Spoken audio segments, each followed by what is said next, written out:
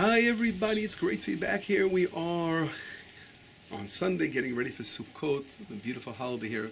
We are in my Sukkah, and I'm still decorating, still doing the last minute touches. We will be living in this amazing place, this holy structure for the next 7 days. And the question is, what is this holiday all about? It's so rich with different kind of things we have to do. We're so busy doing mitzvot. The 4 species, for example, here's one of them, the beautiful citron. Wow, gorgeous. Which is a very big blessing. What is this holiday all about? If we look in the Leviticus 23, verse 42, Parshat Emor, the Torah says right out, you will dwell, all of Israel must dwell in the Sukkah, every citizen of Israel, for 7 days, because I placed you within these booths in the Sukkah when you left Egypt. So what is the Sukkah? So in reality, a question comes to mind is okay, if you look at the holiday of Passover, wow, we're commemorating already leaving Egypt. If you look at the holiday of Shavuot, we're commemorating the receiving of the Torah. So they're very clear-cut topics, what we're commemorating. And here it seems to be, we're commemorating on the holiday of Sukkot, dwelling in the Sukkah, right? Representing the places where we stayed, or the Sukkah that we were in when we left Egypt. God placed us in the Sukkah. So the question is, wait, so we already have a holiday that reminds us of Egypt. So could Sukkot be another holiday about leaving Egypt? No, for sure not. It's specifically describing our dwelling within the booths. So why are we making a holiday for dwelling in booths for? There are so many other miracles that took place when we left Egypt, like all the plagues that took place, or the man coming down, or our clothes didn't fall apart. We could have easily made a holiday where Moshe Rabbeinu hitting the rock and the water coming out. We could have made a holiday of water or the holiday of man. But we're not commemorating those miracles. We're commemorating the dwelling in a sukkah. What does a sukkah look at? It's just some wood and a roof, right? The schach, we can push this up a little bit and get a chance to see maybe a little bit of the schach. No, it's not going. I'll do it this way. There we go. Look at the roof. There we see it. Some palm branches up there. So in reality, we're commemorating living in these kind of things. We're traveling in the desert. What kind of miracle was that? Does it make sense, really? And that's one question we have to ask ourselves about the holiday. Another question we should ask is, if we look in the Torah, right, and we see that the holiday of Sukkot seems to be out of place. Why? Because what does the Torah say? What month are we in now? We're in the month of Tishrei, the 7th month. But when did we leave Egypt? We left Egypt in the 1st month, in the month of Nisan, so we should really be celebrating the holiday of Sukkot. When? Exactly, in the month of Nisan. Why, if it's connected to Egypt, why are we doing it now? It seems to be out of place. It doesn't seem to have the proper place of celebration. So, these questions we must answer. And another question which we'll bring up is the 4 species.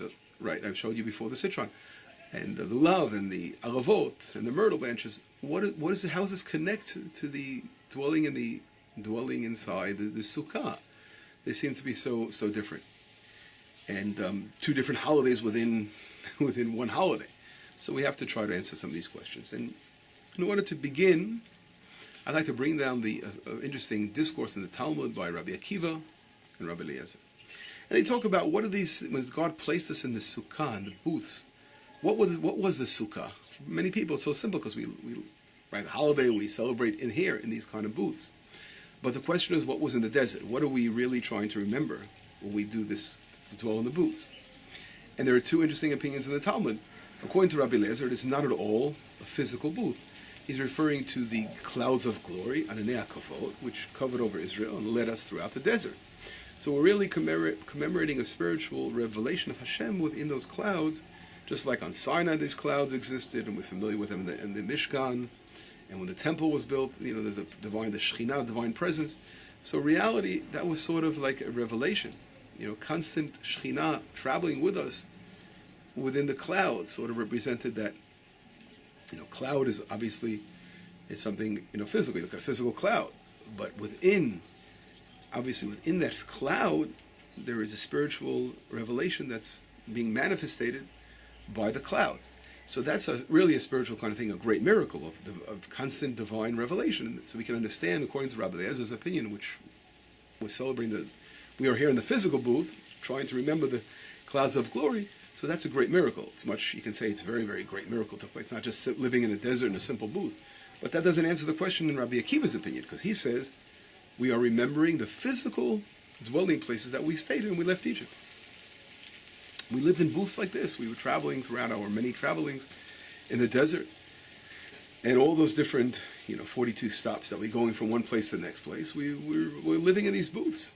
So that's what we're remembering according to Rabbi Akiva. And that's really the holiday of Sukkot, to remember those. According to Rabbi Akiva, it doesn't make sense. Wow, what are we making a holiday about these booths over here? That makes it even more difficult to understand. And how do we begin to answer these questions, of course? Where do we begin? And not only that, the time frame. The fact that we're celebrating the holiday of Sukkot in the month of Tishrei, and not in times of leaving Egypt, and in the springtime and in the Passover time, also doesn't make so much sense. We should be celebrating it then. And here I can mention a quick answer. The Nachmanides and the Ibn Ezra, famous Torah giants in the Middle Ages, they say something very, very a simple understanding is that since during the when the people traveled, the Jewish people were traveling in the desert, during the summer months, it wasn't really a necessity to have a sukkah, because during the day they would have the clouds of glory, which would give us some shade. So obviously it was also a physical cloud that the divine presence was intrinsically within that physical cloud, and that would shade over us. But at night it was warm, so they didn't really need to have a sukkah, a booth to cover us over. But when it began to get cold, like now, the month of Tishrei, the weather's beginning to change, although it's pretty hot today, but it's supposed to cool off. And the month of Tishrei is a time where they began to build these booths to warm themselves up. So that's when they really built them, and that's why we do it this time of year. That's according to the Rambam and Ibn Ezra. But that really answers the question, perhaps talking about the physical booth. So we're doing it now in the month of Tishrei, but according to Rabbi Lezer, we're really thinking about the clouds of glory. That doesn't really answer the question completely. But it's a beginning, and we shall continue this Masan Hebrew, this journey to try to solve and unravel a little bit about the story of the beginning of the story of Sukkot, which we'll, of course, God willing, develop more. And I'd like to begin by looking in the verses that really talk about this holiday. And if we look in the verses of, and this I read a beautiful essay by the Chalban, which he talks about these verses, and I'd like to read them and quickly go through them with you, and you'll see exactly the point that there are two issues here, and we must talk about. So first, let's begin about Parshat Emor. We were there already. If we look in chapter 23, verse number 33. So it's 23, 33, Parshat Emor, Leviticus. Here the Torah begins, here the Parshat Emor, the Torah talks about all the holidays, but here it begins to talk about the holiday of Sukkot. And I'd like to, again, read some of these verses. And it says like this. God spoke to Moshe, God spoke to Moshe Rabbeinu, saying, Daber el bnei Yisrael lemor, speak to the children of Israel, saying, B'chamisha yom l'chodesh hashvi, on the 15th day of the 7th month, Chag Sukkot, Chag Sukkot Shivat Yemim Lashem. That's when the holiday of Sukkot comes out, on the 15th day of the 7th month, which is tonight, the holiday of Sukkot, for 7 days. Wow, 7 we know, very spiritual number. Bayom Rishon Mikra Kodesh, the first day is called Mikra Kodesh. What is Mikra Kodesh? Mikra refers to a calling, to call, right? It's a gathering of holiness, Kodesh. And we know the first day we are not allowed to do any kind of labor, right? This is just like a Sabbath. We don't do any labor on the first day. And that's what it means, Mikra Kodesh. The only thing we're allowed to do on the holiday of Sukkot, right, is to cook. That's different from the holiday of Shabbat, from the day of Shabbat. And then it says, Kol melechet avodah lo tasu, you shall not do any other work. So it's a holy day. We are prohibited to do work on this day. And then it says, Shivat Yamim takrivu shel Hashem. So after describing the first day, which means there's also the second day is already allowed to do work, because certain work we're allowed to do, not all work, because it's called the Moed, right? The secondary days of the holiday. And now the Torah continues to describe the rest of the days, and it says, for 7 days you shall bring offerings. Takrivu shel Hashem b'yom hashmini mikra kodesh yelachem v'kavtem ishel Hashem atzeret v'kol mechet avodah lo tasu. And then it's mentioning the 8th day, which is Shmini Atzeret. And again, you're not allowed to do work on the 8th day, which is, again, another holiday in itself connected to Sukkot. And then we're going on to say like this. The Torah says, "Ele mo'odei Hashem asher tiku otam b'mikra kodesh lakli v'shel Hashem olam mincha b'chul." So the Torah goes on to say in verse number 37, these are the holidays. In other words, this is a sum up of what was mentioned now and before, that these are all the holidays in the Torah, right? After mentioning the 3 different holidays, the Shlosh Regalim, right? Our favorite holidays of Passover and Shavuot and Sukkot. The Torah says these are the holidays. And then, besides the Shabbatot and etc., besides the Shabbat. And then it goes on to say, interesting, in verse number 39, which is very unusual, it says, Ach b'chamisha yom lachodesh hashvi, b'osvachem et tvurat haaretz, tachogu et chag Hashem shivat yamin. Here's something very unusual.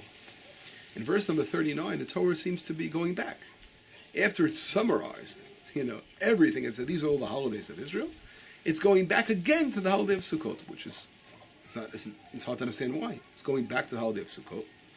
And then it's talking about something new. It's not talking about any more, about sacrifices, but it's talking about after, it says on the 15th day of the 7th month, when you gather the grains of the land of Haaretz, right? Haaretz refers to the land of Israel. Tachogu et chag Hashem shivat yamin. You will celebrate the holiday of Hashem for 7 days. B'yom harishon Shabbaton, b'yom hashmini Shabbaton. There will be again a rest day on the first of the 7 days and the 8th day, which is Shmini Atzeret, which is connected, I said before. And then it says in verse number 40, U'lekachtem lechem b'yom harishon pri eitz hadar. You will take on the first day the pri eitz hadar, which is the citron. That's the first, together with kapot marim, which is the lulav, anaf eitz avot, which is the willow, and then, which is the myrtle, and alvei nachal was the willows. Usmachtem lefnei Hashem elokechem shivat yimei. You will be happy before God for 7 days. So here, the Torah sort of, after it summarized the holidays, it goes back and talks about the holiday of Sukkot again, mentioning the time of gathering your grains from the land of Israel, and taking the 4 species. And then it says, in verse number 42, Basukot Yeshu Shivat Yomim, you shall dwell in this Sukkah, as was mentioned before that verse, for 7 days. And every citizen of Israel, so you remember when we left Egypt, I placed you in the Sukkah. So we see here something very interesting, that the Torah is bringing down Sukkot twice. First, talking about the sacrifices, then summarizing all the holidays, saying these are all the holidays, and then going back to the holiday of Sukkot, talking about how Sukkot represents the time of gathering the grains in Israel, and then the 4 species you must bring, and then you must dwell in the Sukkah, which seems to be 2, we said before, that how they connected these 2 things. What does one have to do with the other? So here, the great question is, why? Why does the Torah divide them into 2 different, it's like almost 2 different holidays of the same holiday, but 2 different ideas completely, one representing the sacrifices, and then it cuts it off and then talks about the holiday of Sukkot, which is also another division of 2, the 4 species, and then sitting in the Sukkah, which seem to be not connected. So there are so many things that are not clear. And if we go and we look in Exodus, chapter 23, it's interesting, and also in Exodus 23, so you can remember that. Look in Exodus 23 and look at Leviticus 20, it talks about the holiday of Sukkot. And if we look at verse number, where does it talk about it here? It says, on verse number, here we go. Verse number 15, which is good, on the 15th day of the month of Sukkot. So it's the same easy way of mentioning it. It says like this. It says, like this. It says, V'chag ha'asif, verse number 16, I'm sorry. V'chag ha'asif v'tzeit ha'shana b'osbachad ma'asechad min hasadeh. It says, going through again the Shlosh Regalim, talks about the 3 holidays, and then it talks about Chag ha'asif. Here, right out, the holiday of Sukkot is called the holiday of gathering. And it says when the year is over, which is now, right? The year is just B'tzeit Hashana, and the year just ended, and we're beginning a new year. Okay. And when you gather all the grains of your field, the tithes, etc., et masechet min hasadeh, shalosh pamim b'shana, 3 times a year, yireh kol zechucha el pnei Hashem elokecha. You will have to come before your God, and that, of course, is coming to the temple. But here the Torah is calling it right out the holiday of gathering, an agricultural holiday. So here, when we saw before in Leviticus, we see it's talking about the holiday of Sukkot. It's saying it mentions when you gather your grains. But here, what's unusual about Exodus, Parshat Mishpatim 23:16, I said, talks about the holiday in a direct agricultural relationship, saying when you the Chag HaSiv, it is a holiday of gathering. So here you could say, wow, we're celebrating an agricultural experience, right? That's right out what the Torah is saying in Exodus. And now we have to see how that connects to Leviticus when it talks about, it doesn't mention, it hints to the agricultural side, but it sort of doesn't mention exactly how it's mentioned in Exodus, much clearer. So I hope I didn't make you crazy with all these questions, because these are the things that I would love you all to think about during the holiday and try to focus on them and come up with some beautiful answers. But I'd like to quickly give some direction to answer some of these questions.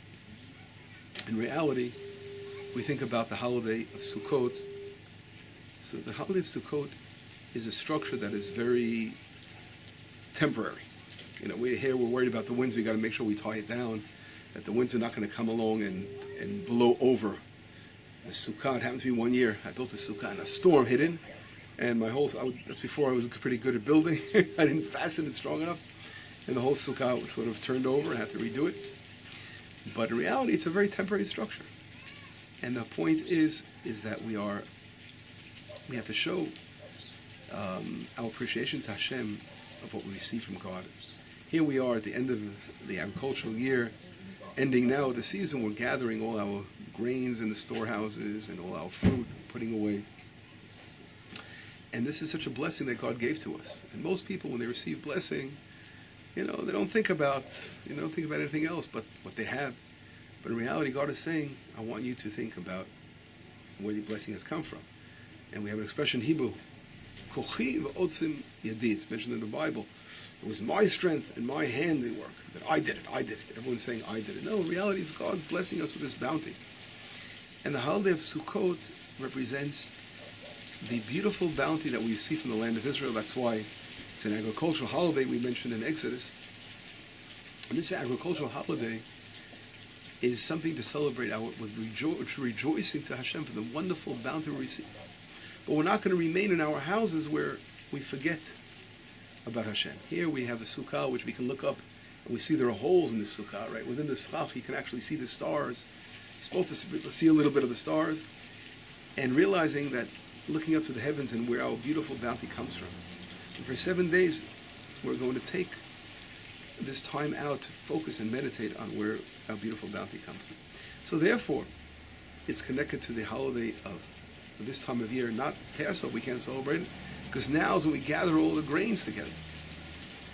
And that's why this particular holiday was singled out.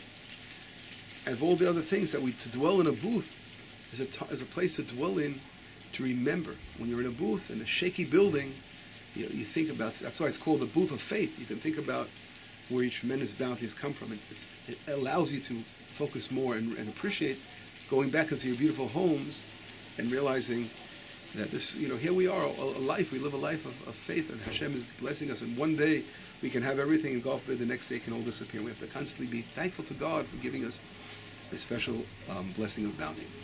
And add to that, if we look in the verses, and I want to answer another question now, we see in the verses a division. In the beginning it talks about the sacrifices, and then it sort of summarizes and then goes on to the holiday of Sukkot, about the 4 species, and the dwelling in the booths. If we look at any holiday, there are 2 parts to it. The holiday is the part relating to the sacrifices, which is the temple. And here we are, and unfortunately, our temple's not standing yet, and God willing, we're going to rebuild it soon. And that's referred to Mikra Kodesh, the calling of holiness, and gathering of holiness. The level of the temple is such a high level through bringing sacrifice and through what took place with the Kohanim, priests in the temple. The spiritual level we reach cannot be fathomed. And that's something that we call in Hebrew, hitkalalut, the gathering of everyone together 3 times a year, the gathering in one place, and all the work is centered there, brings a blessing upon Israel, and of course the whole world. The blessing comes out of the temple. And that is the highest level possible, which we can't reach now until we rebuild our temple. So that's really the first part of the holiday. And every holiday has that aspect of Mikra Kodesh, that gathering of holiness. And we're praying so hard for our temple to have that restored to us. And then the other aspect of the holiday is the mitzvot, the commandments we do. Like on Rosh Hashanah, we blow the shofar. On Pesach, we eat the matzah. And what do we do on Sukkot? We bring the 4 species and we dwell in the Sukkah. These are the mitzvot. And the mitzvot is where everyone gets to participate and do their share and to unite with that holy experience of all of Am Yisrael connecting through the temple. And that's where these other aspects come. That's why it's really separated. There are 2 parts. There's one part related for the entire nation, and nationwide, the huge holiness that when we come together, just like we know, we can't pray without 10 people. And minyan, anything of holiness, we have to do at least 10 men together. And that's really represented by the temple and all that. But on the individual basis, each one having to come along, and everyone has to take on that first day and bring his 4 species. And that is when everyone puts his personal touch into it, his personal connection, and sanctifying himself, connecting to the whole entire nation through each commandment we do. That really shows the other aspect as well, which we call the mitzvah side. And every holiday works the same way. And unfortunately, as mentioned before, today we live in a time we forget about our temple. We're not forgetting off of it, but it's so, we still don't see it enough because we're not rebuilding our temple yet. But once we have the temple rebuilt and we're combining both worlds, we'll see a tremendous boost of spiritual energy coming together in both worlds. And of course, I want to relate again to the 4 species we spoke about and the connection with Sukkot. So the 4 species we spoke about before, being the holiday of Sukkot, being a holiday of gathering, we're gathering our fruit. This represents, of course, the citron and the lulav and the different branches we get together represents our connection to the land, these beautiful species that they gathered from the land of Israel. And as a matter of fact, I'm going to be showing a little clip of here in Itamar, a friend of mine, Barak, a farmer, gathering all this 4 species here from his backyard. And these species that we gather on the holiday of Sukkot represent our connection to the land, the beautiful land we work, and God blesses us with the bounty and the blessing from the land. And with our fruit and everything, we take all that into the sukkah. So we're taking our agricultural produce and bring it within the sukkah, showing that it's a sukkah of faith, that everything we're relying on Hashem, everything came from God, and nothing is our own. And therefore we connect agricultural, working the field together with the mitzvah of dwelling in the sukkah. And this, of course, shows why the sukkah is out of all the different aspects. We are surely celebrating that aspect of living in the booth, because that again shows and represents this act of faith. That's why it's such an important thing that we're commemorating as well. And that really wraps it up, answers the questions. So, God willing, and I do hope that we're going to get a chance to do some more lessons. We're going to take other topics. There are so many different topics relating this amazing holiday, and try to connect them together and bring it all together before you, and we'll try to get to the bottom of a little touch of learning and understanding about this amazing holiday of Chag Sukkot. So anyway, I want you to wish you all a wonderful Chag Sameach. This will be a beautiful Chag, a happy Chag, and let us see very soon the building of our temple, working hard towards it, which will bring up that aspect which is missing, the most important aspect of holiness that comes from the temple being restored and returning our service to Hashem in the temple itself. So anyway, have a wonderful Chag, and we'll be in touch very soon. Shalom, shalom.